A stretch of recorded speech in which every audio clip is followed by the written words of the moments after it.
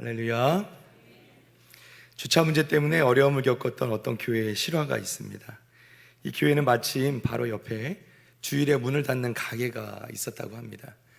그 목사님과 장로님들께서 찾아가셔서 교회 사정을 얘기하고 이 주차장을 좀 빌려 쓸 수 있는지를 물었고요. 가게 주인은 흔쾌히 허락을 해주었는데 1년에 52주라고 하는데 이 52주 중에 단 한 주는 빌려줄 수 없노라 이렇게 말하는 것입니다. 물론 나머지 51주를 사용할 수 있도록 허락해 주신 것도 너무 감사했지만 왜 한 주는 사용하면 안 될까, 이것이 굉장히 궁금해서 물어보았더니 가게 주인의 말이 이런 것입니다. 51주를 자유롭게 사용하셔도 되지만 이 사용할 수 없는 한 주로 말미암아서 이 주차장이 여러분의 것이 아니라 바로 제 것이라는 것을 분명히 기억해 주기를 바라기 때문이다, 이렇게 얘기를 하는 거예요. 이 가게 주인이 참 지혜로운 사람이라는 생각이 듭니다. 선한 일을 하면서도 절대로 자신의 것을 잃지 않는 사람이기 때문에 그렇죠. 사랑하는 성도 여러분, 우리는 지난 한 주간 레위기서를 읽었습니다. 잘 읽으셨죠? 대답이 잘 읽으셨죠? 어려우셨나요? 저는 모처럼 만에 또 레위기서를 또 이렇게 한번 깊이 읽으니까 굉장히 또 은혜가 되더라고요. 레위기서를 살펴보면 1장부터 7장까지는 구약의 이른바 이제 5대 제사, 5가지 제사에 대해서 설명하죠. 번제와 소제, 속제제, 속건제, 화목제 이렇게 이루어지고요. 8장에서 10장까지는 아론으로 시작되는 이 제사장 제도에 대해서 설명하고 있습니다. 그리고 11장에서 17장까지는 이 부정한 것들, 온갖 부정한 것들, 동물이 될 수도 있고 또 몸의 질병이 될 수도 있고요. 이런 부정한 것들에 대한 진단, 어떻게 진단을 내리는지와 또 그것을 어떻게 정결케 하는지, 정결의식에 관한 이야기를 설명하고 있습니다. 그리고 18장부터 마지막 27장까지는 이 외에 모든 우리 각 삶의 영역에서 지켜야 되는 이 거룩함에 대해서 설명하고 있는 것을 우리가 보게 되어집니다. 이 중에서 레위기에서 주로 설명하는 구약의 이 5가지 제사는요, 유대인들의 신앙생활에 있어서 매우 중요한 부분 중에 하나였습니다. 구약의 제사는 당시에 이 이른바 성전에서 거의 매일 드려진 것으로 이렇게 역사책에 기록되어져 있습니다. 거의 1년 내내 이스라엘 사람들은 하나님께 제사를 드렸어요. 제사의 종류는 여러 가지가 있지만 여러 가지 종류의 제물을 가지고 하나님께 1년 내내 제사를 드렸다는 것이죠. 주된 제물은 소와 양과 염소였고, 비둘기나 또는 집비둘기를 드리는 경우도 있었고, 밀가루와 같은 곡물로 제물을 드리는 경우도 있었습니다. 말씀드린 대로 번제와 소제와 속제제, 속건제, 화목제 이렇게 5가지 제사가 돌아가면서 거의 1년 내내 하나님께 드려지는데요, 여러분 사실 이것이 쉬운 일은 아닙니다. 이 제사장들이나 또 그 당시에 성전 주위에는 항상 이 드려지는 제물로 인해서, 이 희생 제물로 인해서 항상 이 피냄새가 진동을 하고요, 그렇게 좋은 환경은 아닌 것으로 그렇게 역사는 기록하고 있습니다. 제사 때는 반드시 제물이 필요했습니다. 제물을 드리지 않는 제사는 없었습니다. 그리고 이 제물을 드리는 데는 반드시 비용이 들어야 했고 이른바 대가가 필요했다는 것이죠. 부유한 사람들은 양떼나 소떼의 일부를 드렸고요, 가난한 사람들은 양떼나 소떼가 없기 때문에 말씀드린 대로 그들이 수확한 곡식이나 또는 작은 새를 잡아서 그 일부를 제물로 드리기도 했습니다. 여러 가지 다양한 모습, 다양한 방법으로 하나님께 제사를 드리는데 성경은 이것을 희생이라 얘기하죠. 희생 제사라 또는 희생 제물이라. 그러니까 무엇을 드리든 하나님께 드리는 데는 희생이 따르다는 것입니다. 따랐다는 것이죠. 그리고 하나님께 바쳐지는 이 희생은 반드시 최고의 것이어야 했습니다. 최고의 것이란 흠이 없는 것이고, 기형이거나 다리가 부러진 제물들은 하나님께 받아들여지지 않았다는 것이죠. 오로지 완전한 제물만 희생으로 드릴 수 있었습니다. 자, 그러면 하나님께서 왜 이런 희생 제물을 드리라고 하셨을까요? 왜 이런 제사를 드리라고 하셨을까요? 우리 시편 50편 12절과 13절 말씀인데요, 우리 다 같이 한번 읽어볼까요? 시작. 내가 가령 주려도 내가 이르지 아니할 것은 세계와 거기에 충만한 것이 내 것이미로다. 내가 수소의 고기를 먹으며 염소의 피를 마시겠느냐. 아멘. 아멘. 할렐루야. 자, 분명한 것은 무엇이냐면요, 하나님께 제사를 드리라고 말씀하실 때에 그 드려지는 희생, 그 제물들을 하나님께서 그 배고픔을 채우시기 위해서 그것을 필요로 하지는 않으셨다는 것이죠. 그러니까 시편 50편 말씀해 보니까 내가 수소의 고기를 먹겠으며 내가 염소의 피를 마시겠느냐 이렇게 묻고 계시는 거죠.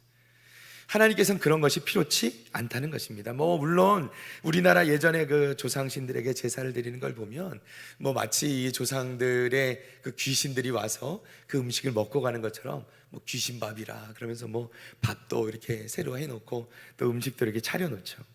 그러나 하나님께 드리는 제사는 그런 의미가 결코 아니었다는 것입니다. 그럼 왜 하나님께서는 굳이 이스라엘 백성들에게 이러한 희생 제물을 요구하셨을까 하는 것이죠. 하나님께서 이스라엘 백성들에게 이러한 희생 제물을 요구하신 이유 중에 하나는요, 제가 서두에 말씀드리는 그 가게 주인 있죠, 기억하시죠? 1년에 한 주는 안 됩니다 이렇게 주차장을 막아버린 이 가게 주인의 이유와 비슷합니다. 즉 이스라엘 백성들은 약속의 땅, 그 가나안 땅에서 모든 것을 다 누리고 모든 것을 자기 것처럼 살 수 있고 그렇게 마음껏 살 수 있지만, 그러나 절대로 그들이 잊지 말아야 될 것이 있었다는 거예요. 그게 뭐냐면 바로 그들의 주인이 전능하신 하나님이시라는 것입니다. 뿐만 아니라 세상과 그 안에 충만한 모든 것도 다 하나님의 소유라는 것, 이것만큼은 잊어서는 안 된다는 것이죠. 레위기서 20장 26절입니다. 오늘 본문 말씀인데요, 다 같이 다시 한번 읽어볼까요? 시작. 너희는 나에게 거룩할지어다. 이는 나 여호와가 거룩하고 내가 또 너희를 나의 소유로 삼으려고 너희를 만민 중에서 구별하였음이니라. 아멘, 아멘, 할렐루야. 자, 이것이 바로 이스라엘 백성들을 부르시고 하나님께 제사를 드리게 하신 하나님의 뜻이라는 거예요. 뭐죠? 바로 이 백성이 하나님의 백성입니다. 하나님의 소유된 백성임을 기억하게 하시는 것입니다. 한마디로 하나님께 뭐라고 말씀하신 거냐? 너희는 내 것이다. 너희는 내 것이다. 그것을 잊지 말아라 하는 것입니다. 자, 여러분 10계명을 잘 아시죠? 10계명 중에 첫 번째 계명이 무엇입니까? 자, 우리 출애굽기 20장 2절과 3절입니다. 다 같이 읽습니다. 나는 너를 애굽 땅 종 되었던 집에서 인도하여 낸 내 하나님 여호와니라. 너는 나 외에는 다른 신들을 내게 두지 말라. 아멘, 할렐루야. 첫 번째 계명이 뭐라고요? 너는 나 외에는 다른 신들을 내게 두지 말라. 내가 너를 애굽 노예 생활에서 이끌어낸 구원자요, 내가 너희를 소유한 하나님이요, 내가 너희의 주인이다. 너는 내 것이 되었다. 너희는 내 백성이다. 너희는 나의 것이다. 자, 똑같은 것을 바울 사도는 이렇게 또한 말씀합니다. 고린도전서 6장 19절과 20절 말씀입니다. 역시 함께 읽겠습니다. 시작. 너희 몸은 너희가 하나님께로부터 받은 바 너희 가운데 계신 성령의 전인 줄을 알지 못하느냐. 너희는 너희 자신의 것이 아니라 값으로 산 것이 되었으니 그런즉 너희 몸으로 하나님께 영광을 돌리라. 아멘, 할렐루야. 너희가 잊지 말아라. 너희 몸은 너희가 하나님께로부터 받은 바 되었다. 너희는 너희 자신의 것이 아니다. 뭐라고요? 너희는 너희 자신의 것이 아니다. 값으로 산 것이 되었으니 그런즉 너희 몸으로 하나님께 영광을 돌리라. 할렐루야. 그리스도 예수 안에 있는 자들은 모두가 다 그 가운데 성령의 전인 줄을 알지 못하느냐 이렇게 말씀하시죠. 결국 그리스도인의 몸은 누구의 것이라고요? 하나님의 것이다. 너희는 너희 자신의 것이 아니라 값으로 산 것이 되었으니 곧 누구 것이라? 하나님의 것이라. 믿으시면 아멘. 그러니 이 몸으로 누구에게 영광을 돌리라고요? 하나님께 영광을 돌리라는 것입니다. 우리 다 같이 한번 따라해 볼까요? 나는 나의 것이 아닙니다. 하나님의 것입니다. 다시 한번, 나는 나의 것이 아닙니다. 하나님의 것입니다. 할렐루야. 그것이 하나님께서 우리에게 주시고자 하는 말씀인 것이죠. 이스라엘 백성들은 끊임없이 하나님께 희생의 제사를 드리면서 자신들이 하나님께 속한 백성임을 기억해야 됐다는 거예요. 하나님 맞습니다. 이 희생 제물 대신에 제가 원래 하나님께 드려져야 되는데 희생 제물을 대신 드립니다. 하나님, 우리는 하나님의 것입니다.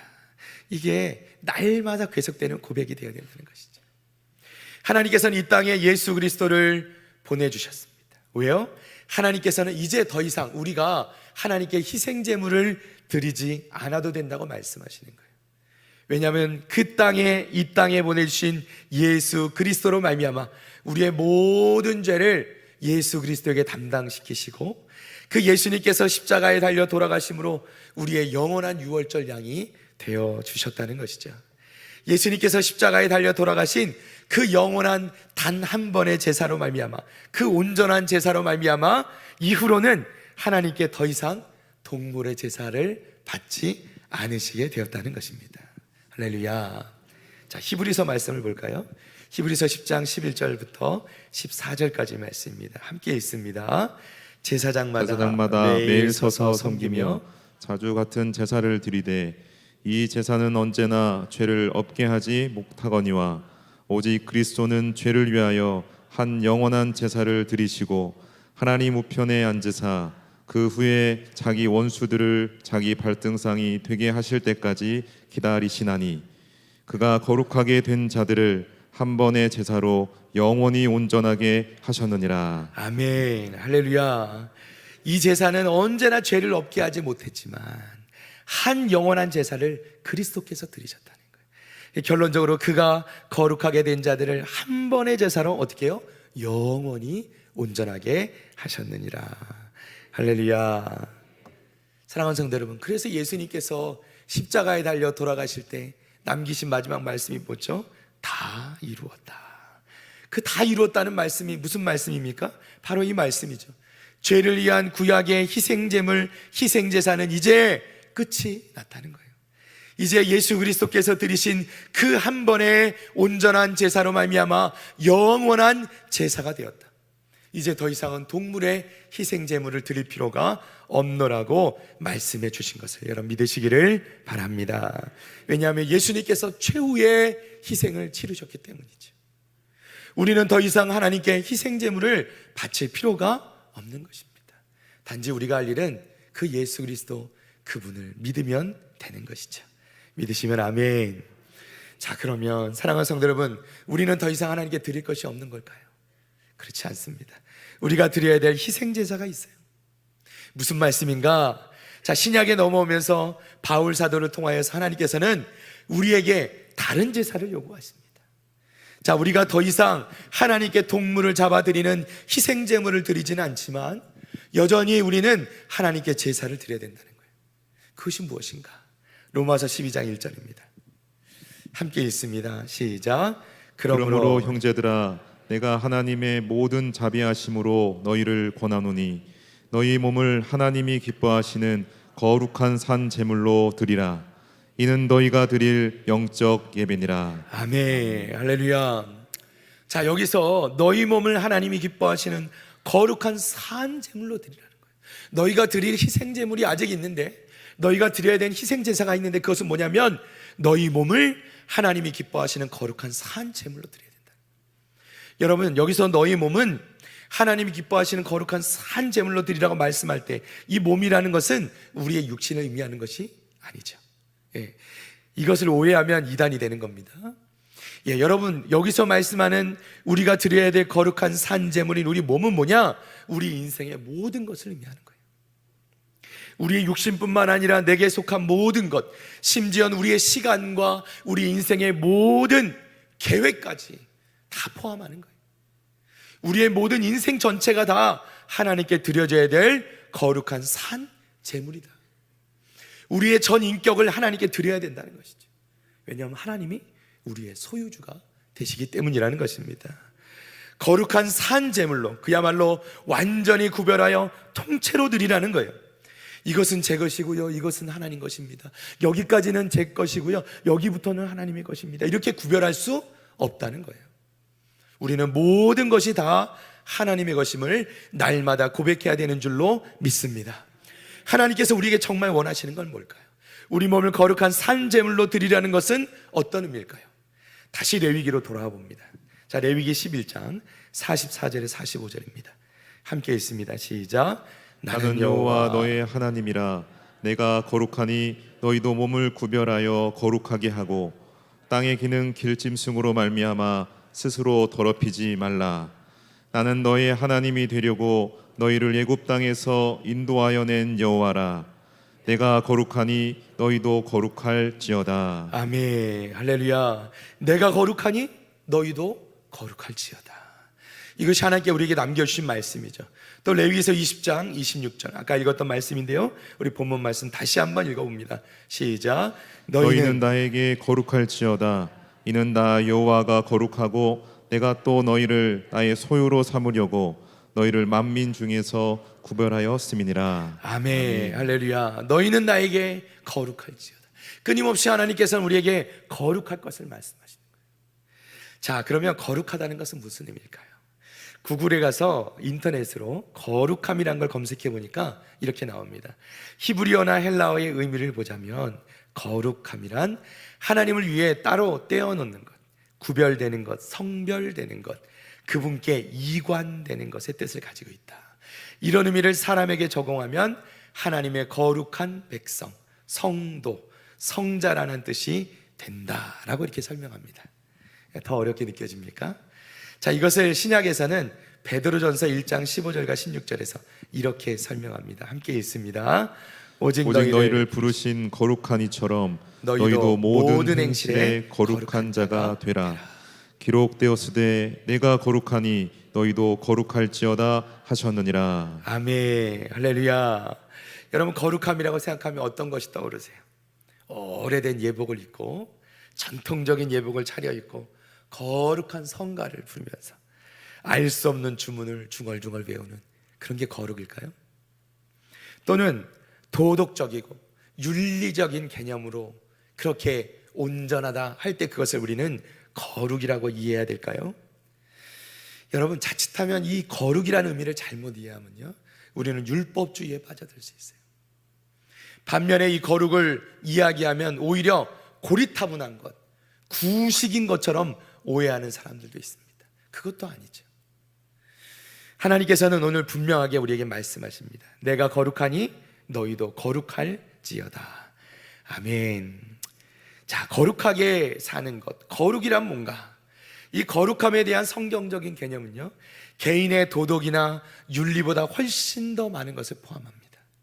여러분, 그저 이 거룩함에 대한 성경적인 개념은 우리가 이 땅에서 법을 잘 지키고 남에게 피해를 주지 않고 이 정도를 얘기하는 게 아닙니다.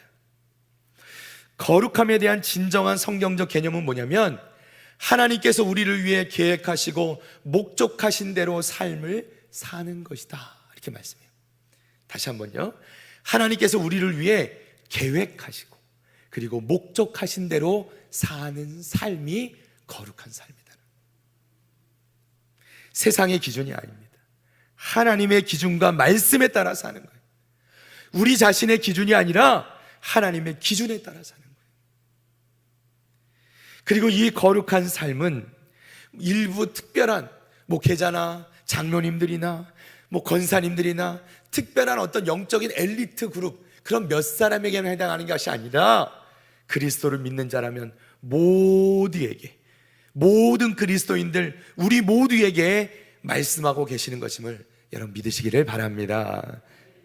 요즘 그리스도인들이 세상 사람들에게 때로는 위선자라 손가락질 받을 때가 있습니다. 그 이유가 무엇인가? 이 거룩한 삶에 관련이 있어요. 많은 그리스도인들이 세상 가운데 살면서 이른바 대중의 다른 사람들의 의견이나 또는 현대의 어떤 이 문화적인 영향을 받으면서요, 하나님 말씀에 굳게 서는 것이 아니라 세상과 적당히 타협하면서 하나님 말씀에 마치 오류가 있는 것처럼 받아들이고 적당히 듣기는 좋게 들리죠. 그러나 이렇게 세상과 타협하며 살아가기로 작정했다는 것이죠. 그런 그리스도인들의 모습을 보고 세상 사람들은 위선자라 손가락질하게 되는 것입니다. 하나님 말씀에 세우신 기준은 어느 순간 도저히 넘을 수 없는 그저 꿈과 같은 먼 이상으로만 생각하는, 그것은 아무도 이룰 수 없어, 이렇게 생각해버리고 마는 그런 모습이 우리 가운데 있지는 않은지. 그러나 사랑하는 성도 여러분, 사도 바울은요 우리에게 분명한 기준을 말씀합니다. 거룩한 삶이란 어떤 것인가 우리에게 말씀해 주는데, 갈라디아서 5장 16절부터 25절까지 말씀입니다. 말씀이 좀 길지만 우리가 이 말씀을 좀 이렇게 음식을 씹듯이 하나씩 곱씹으면서 그 내용을 함께 읽어나가기 원합니다. 우리 갈라디아서 말씀입니다. 함께 읽습니다. 시작. 내가 이르노니 너희는 성령을 따라 행하라. 그리하면 육체의 욕심을 이루지 아니하리라. 육체의 소욕은 성령을 거스르고 성령은 육체를 거스르나니 이 둘이 서로 대적하므로 너희가 원하는 것을 하지 못하게 하려 함이니라. 너희가 만일 성령의 인도하신 바가 되면 율법 아래에 있지 아니하리라. 육체의 일은 분명하니 곧 음행과 더러운 것과 호색과 우상 숭배와 주술과 원수 맺는 것과 분쟁과 시기와 분냄과 당 짓는 것과 분열함과 이단과 투기와 술 취함과 방탕함과 또 그와 같은 것들이라. 전에 너희에게 경계한 것 같이 경계하노니 이런 일을 하는 자들은 하나님의 나라를 유업으로 받지 못할 것이요 오직 성령의 열매는 사랑과 희락과 화평과 오래 참음과 자비와 양성과 충성과 온유와 절제니 이 같은 것을 금지할 법이 없느니라. 그리스도 예수의 사람들은 육체와 함께 그 정욕과 탐심을 십자가에 못 박았느니라. 만일 우리가 성령으로 살면 또한 성령으로 행할지니. 아멘. 할렐루야. 우리가 육체의 일을 쫓으면 당연히 육체의 열매를 맺게 되는 것이죠. 성령으로 살면 성령의 열매를 맺게 되는 줄로 믿습니다. 결국 우리 신앙은 뭐예요? 열매를 보아서 한다는 거예요. 열매를 보아서 한다. 그리고 이런 성령의 열매를 맺는 삶이야말로 거룩한 삶이라 얘기하는 거예요. 이것은요 우리 힘으로 하는 것이 아니죠. 우리 가운데 계신 성령 하나님의 인도하심을 따를 때 가능하게 되는 것을 여러분 믿으시기를 바랍니다. 내 힘을 의지하는 게 아니에요. 성령 하나님, 우리 가운데, 여러분 가운데 계시는 그 성령 하나님께서는 지금도 역사하고 계신 것을 여러분 믿으시기를 바랍니다. 우리는 그분을 의지하면 돼요. 그러면 성령 하나님께서 우리를 변화시키시고 성령 하나님께 우리가 맡길 때 하나님께서 모든 것을 이끌어 가시는 것을 여러분 믿으시기를 바랍니다. 여러분 그렇게 될 때 우린 비로소 거룩한 삶을 살아갈 수 있게 되는 것이죠. 못 사는 것이 아니에요. 살아갈 수 있습니다. 성령의 힘으로 살아가는 거죠. 갈라디아서 2장 20절 말씀, 바울 사도는 끊임없이 우리에게 이것을 말씀하십니다. 함께 있습니다. 내가 그리스도와 함께 십자가에 못 박혔나니 그런즉 이제는 내가 사는 것이 아니요 오직 내 안에 그리스도께서 사시는 것이라. 이제 내가 육체 가운데 사는 것은 나를 사랑하사 나를 위하여 자기 자신을 버리신 하나님의 아들을 믿는 믿음 안에서 사는 것이라. 아멘. 할렐루야. 이전에 나는 그리스도와 함께 십자가에 못 박아 죽었다는 것입니다. 믿으시면 아멘. 여러분 이미 우린 죽은 거예요. 옛사람은 죽은 거예요. 이제는 그리스도를 위하여 새 삶을 얻었으니 그리스도를 위하여, 즉 예수님을 위하여 사는 것이 마땅하다는 거예요. 거룩한 삶을 사는 것이 마땅하다는 거예요. 그렇게 살아갈 수 있다는 겁니다. 그렇게 살아야 한다는 것입니다. 골로새 3장 2절과 3절 말씀 보니까 이렇게 되어 있습니다. 위의 것을 생각하고 땅의 것을 생각하지 말라. 이는 너희가 죽었고 뭐 했고? 죽었고 너희 생명이 그리스도와 함께 하나님 안에 감추어졌습니다. 아멘. 할렐루야. 여기서도 뭐라고 말씀하죠? 너희는 죽었고, 그러니 그리스도 안에서 사는 새로운 삶은 무엇을 생각해요? 위의 것을 생각하고 땅의 것을 생각하지 말라 말씀하신 거죠. 믿으시면 아멘. 사랑하는 성도 여러분, 우리가 그리스도인으로서 매일 살아간다는 것은 무엇입니까? 우리가 그리스도 안에서 이미 거룩하게 되었다는 것을 증명하는 삶이에요. 사랑하는 성도 여러분, 여러분은요, 우리들은요, 이미 그리스도 예수로 말미암아 거룩하게 된 것을 믿으시기를 바랍니다. 우리의 모습이 여전히 연약하다고 부족하다고 상관없어요. 이미 그리스도께서 우리를 위해서 십자가에 달려 죽으심으로 이미 우리를 위한 그 영원한 온전한 단 한 번의 제사를 드림으로 말미암아서 우리는 거룩하게 된 것을 여러분 믿으시기를 바랍니다. 그러니 이제는 우리 가운데 성령 하나님이 계시는 거예요. 그 성령 하나님과 우리가 동행하게 될 때, 그 성령 하나님을 의지하고 나갈 때는 우리는 우리 가운데 성령 하나님이 살아계심을 증거하는 삶을 살아가게 된다는 것이죠. 그게 거룩한 삶이라는 거예요. 이것은 단지 어떤 사회에서 말하는 그저 정해진 법을 지켜나가는 그 정도를 넘어서는 것이죠. 누가 보든 보지 아니하든 그것이 법적으로 문제가 되든 되지 아니하든 우리랑은 상관이 없어요. 그리스도인은 하나님의 법을 따라, 하나님의 기준을 따라 우리는 하나님이 언제나 우리를 지켜보고 계심을 믿는 믿음을 가지고 거룩한 삶을, 구별된 삶을 살아나가야 되는 것을 여러분 믿으시기를 바랍니다. 자, 그럼 이 삶은 어떤 삶인가? 더 근본적으로 말하자면 우리가 누구를 기쁘게 하느냐, 이것이 우리의 싸움이에요. 내 자신을 기쁘게 하는 삶을 사는가, 아니면 하나님을 기쁘시게 하는 삶을 사는가? 우리는 날마다 이것을 스스로 물어야 한다는 것이죠.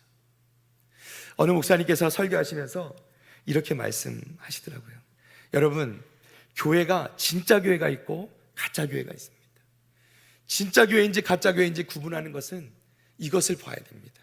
여러분, 그 교회가 누구를 기쁘시게 하는가를 봐야 된다는 거예요. 그 교회가 혹시 목사를 기쁘게 하고 있으면, 목사를 기쁘게 하려고 하고 있으면 그 교회는 진짜 교회가 아니라는 거예요. 최근에 그런 가짜 교회가 나왔죠. JMS라고. 누구를 기쁘게 해요? 교주를 기쁘게 하잖아요. 제가 최근에 이제 목이 많이 좋지 않은 관계로 여러 가지로 참 우리 성도님들의 섬김을 너무 많이 받았습니다. 제가 너무 감사하더라고요. 제가 그 섬김을 받으면서 느끼는 건 뭐냐면, 제가 도대체 무엇이기에 이렇게 우리 성도님들께 귀한 사랑을 받고 섬김을 받는가 하는 거예요. 그럴수록 제가 스스로 더 겸손해져야 되는 것이죠. 사랑하는 성도 여러분, 저는 때로는 제가 마음이 상할 때가 있거나 제가 제 기분이 좋지 않거나 상관이 없습니다. 여러분, 교회는요, 하나님을 기쁘시게 해드려요. 목사가 아니라 하나님을 기쁘시게 해드려요. 그 누구를 기쁘게 하는 것이 아니라 하나님을 기쁘시게 할 때 그 교회가 참 교회가 되는 것입니다. 목회자도 마찬가지. 제가 하는 일이 하나님을 기쁘시게 해드리는 일이 되어야 되겠죠. 하나님께 영광을 올려드리는 것이죠. 사랑하는 성도 여러분, 사도 바울은 우리에게 그러면 하나님을 기쁘시게 하는 삶이 무엇인가 이렇게 설명합니다. 데살로니가전서 4장 1절입니다. 그러므로 형제들아, 우리가 끝으로 주 예수 안에서 너희에게 구하고 권면하노니 너희가 마땅히 어떻게 행하며 하나님을 기쁘시게 할 수 있는지를 우리에게 배웠으니 곧 너희가 행하는 바라 더욱 많이 힘쓰라. 아멘. 할렐루야. 자, 바울 사도가 뭐라고 말씀하시냐면요, 하나님을 기쁘시게 할 수 있는지를 우리에게 이미 너희가 배웠다, 이렇게 말씀해요. 사랑하는 성도 여러분, 우리 성도님들도 마찬가지라고 생각합니다. 사실 우리는요, 어떤 것이 하나님을 기쁘시게 하는 삶인지 이미 알고 있습니다. 알고 계시지 않으세요? 우리가 말씀을 그동안 보고 배우며 하나님께 예배하며 기도하며 날마다 하나님께 나아갈 때마다 하나님을 어떻게 하면 기쁘시게 하는지 우리는 너무나도 잘 알고 있어요. 그런데 중요한 건 어떻게 행하는지 하는 거예요. 그죠? 그렇게 행할 수 있는가 하는 것이죠. 근데 여기 사도 바울이 뭐라고 말씀하면 곧 너희가 행하는 바라, 너희가 이미 하고 있다, 이렇게 말씀하는 거예요. 그러니 이 사도 바울이 우리 권면하는 건 뭐예요? 더욱 많이 힘쓰라. 할렐루야. 사랑하는 성도 여러분, 이미 여러분은 하나님을 기쁘시게 하는 일을 하고 계신 것을 여러분 믿으시기를 바랍니다. 여러분, 이렇게 모여서 함께 예배하는 것도 하나님을 기쁘시게 하는 일인 줄로 믿습니다.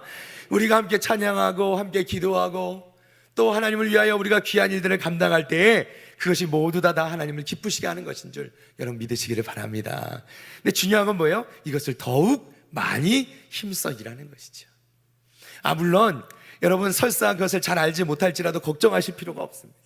왜냐하면 여러분 가운데, 우리 가운데 성령 하나님이 계시기 때문에 그 하나님께서 우리로 하여금 우리가 하나님을 기쁘시게 하는 일이 무엇인지를 깨달아 알게 하시고 뿐만 아니라 그 일을 행하게도 도우시는 줄로 믿습니다. 행할 수 있도록 도우시는 분이 우리 하나님이신 거예요. 할렐루야. 말씀을 정리합니다. 사랑하는 성도 여러분, 레위기서를 묵상함을 통해서 하나님께서는 우리가 하나님의 소유됨을 말씀하십니다. 너희는 내 것이라. 너희는 내 것이라. 그리고 하나님의 소유된 백성으로 하나님께서 거룩하신 것처럼 우리도 거룩하라 말씀하십니다. 우리는 더 이상 구약 시대처럼 희생 제물을 드리지 않습니다. 왜냐하면 십자가에서 완전한 단 한 번의 제사를 드리신 예수 그리스도를 믿기 때문입니다. 그러나 여전히 우리는 하나님께 제사를 드려야 되는데 그 제사는 우리 몸을 하나님이 기뻐하시는 거룩한 산 제사로, 제물로 드려야 하는 것이죠. 그것은 거룩한 삶이요, 거룩한 삶이란 나의 계획, 내 생각, 내 욕심대로 사는 삶이 아니라 하나님의 뜻대로 우리의 모든 것을 맡기고 사는 삶이고 하나님을 기쁘시게 하는 삶인 것을 여러분 기억하시기를 바랍니다. 사랑하는 성도 여러분, 우리 힘으로는 할 수 없지만 우리 가운데 이미 와 계신 성령 하나님을 의지할 때 성령 하나님이 우리를 도우시고 우리를 알게 하시고 깨닫게 하시고 우리를 변화시켜 주셔서 이렇게 거룩한 삶을 살아갈 수 있도록 우리에게 힘 주시고 은혜 주실 줄로 믿습니다. 여러분, 날마다 우리가 살아가는 동안 끊임없이 우리가 하나님 앞에 드려지는 거룩한 산 제물로 하나님을 기쁘시게 해드리는 거룩한 산 제물의 삶을 살아가기로 작정하시는 우리 사랑하는 북일의 성도들 다 되시기를 주님의 이름으로 축원합니다. 우리 자리에서 일어나시겠습니다.